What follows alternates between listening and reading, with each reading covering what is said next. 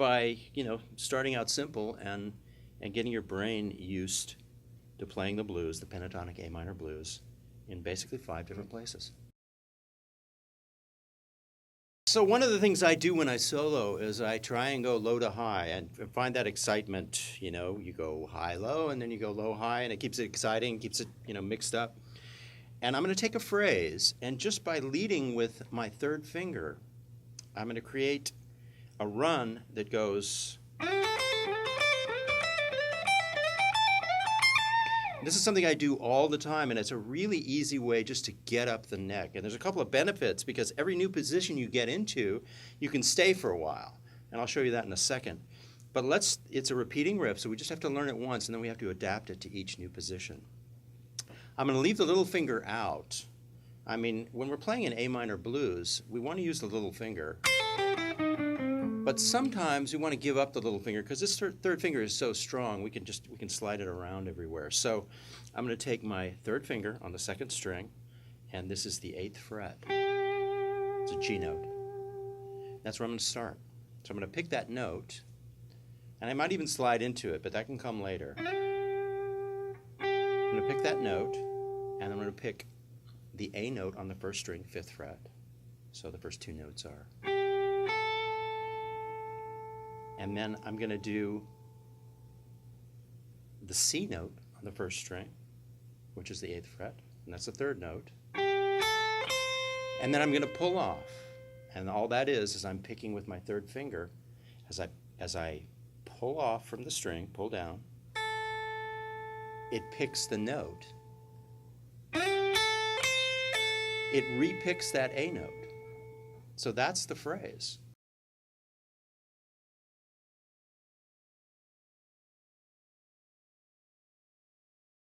Starting again.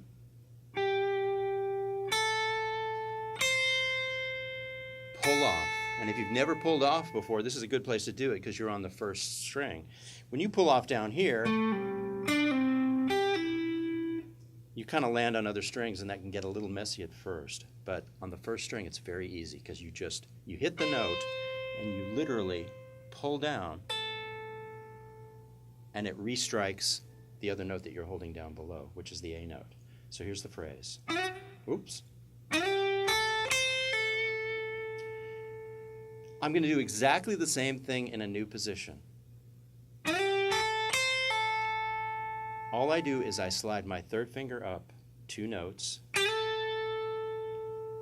and now I'm in this position. Now it's shorter, the fret length is shorter, it's just a whole step rather than a step and a half. But I'm going to do the exact same phrase. Here's the first phrase. Slide up with your third finger to this A note. Do the same action. It's exactly the same, except your stretch is 2 frets rather than 3 frets. Slide up. And we're going to go up to another one. I'm going to slide up to the C note, which is on the 13th fret. I'm going to do exactly the same thing, but this is a bit staggered because of the way the guitar works. And this might be a funny one for you to remember at first. So, 2nd string, 13th fret, 1st string, 10th fret, 1st string, 12th fret. Do your pull off back to this D note on the 10th fret. I'm going to review. Slide up. Slide up 3 frets to the C note. So the hand position changes a little bit, but it's exactly the same phrase.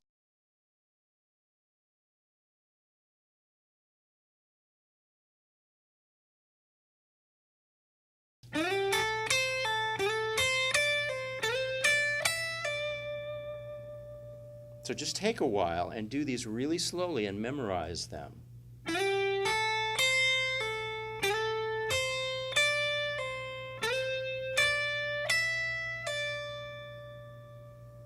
And then we'll move on to the next position. And the way you can look at this is just choose your anchor notes. Your first anchor note is this G note. Your second anchor note is this A note. Your third anchor note is this C note. And now we're moving on to the fourth anchor note, which is a D note.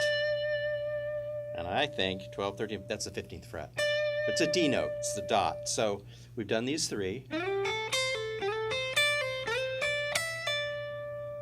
And we move up to the D note, and this is... So we're staying in the pentatonic A minor blues scale, and that's why I'm making these particular choices of notes. So this phrase, starting on the D note, then you move to the first string, 12th fret, that's the E note, and then you strike this high G note, and then you pull off. So it's exactly the same four-note phrase in all these different positions. So now I'll review all four of them.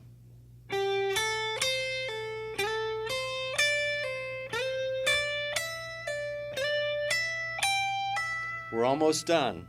Okay, I'm going to go 2 more frets to this E note.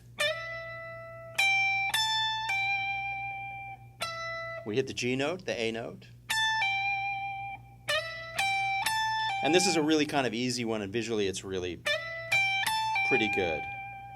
So, starting again. First one, second, third, fourth, fifth, and now we come back to the beginning, which is home, which is just an octave above. So our last phrase is the same notes, just an octave above. And it's really just, I think it was 5 positions.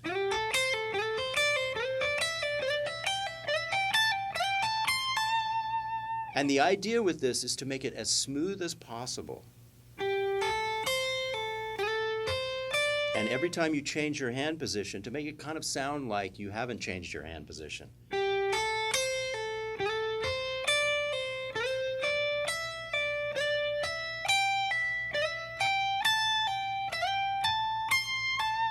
And as you can see, I'm kind of dragging it up a little bit. That's an effect that I'm trying to get. I'm kind of sliding up each time, which is putting a little English on it, which is really a good thing.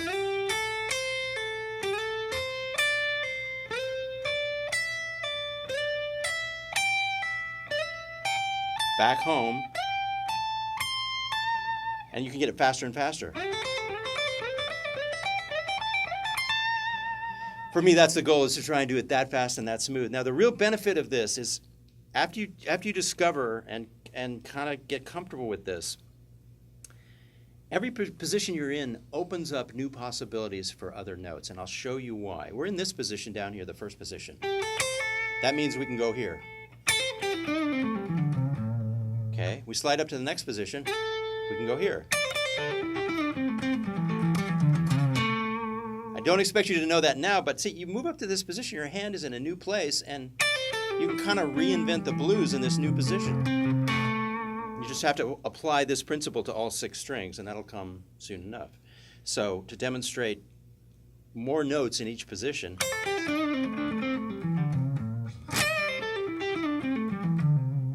move up to this position, move up to this position, move up to this position, and finally back home.